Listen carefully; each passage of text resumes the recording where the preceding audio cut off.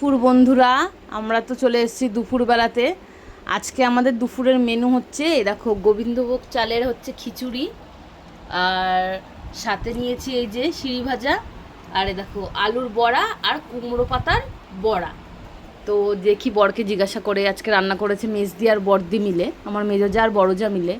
তো কেমন হয়েছে, কেমন হয়েছে গো খিচুড়িটা? ভালো হয়েছে। খিচুড়ির মধ্যে কিশমিশ, কাজু, আর কি কি আছে? ঘি আছে, তো সমস্ত রকম সবজি আছে না। হ্যাঁ, ভালো লাগছে।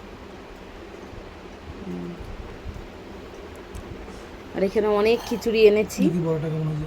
খেয়ে দেখো। টেস্টি, ভালো হয়েছে। গুড।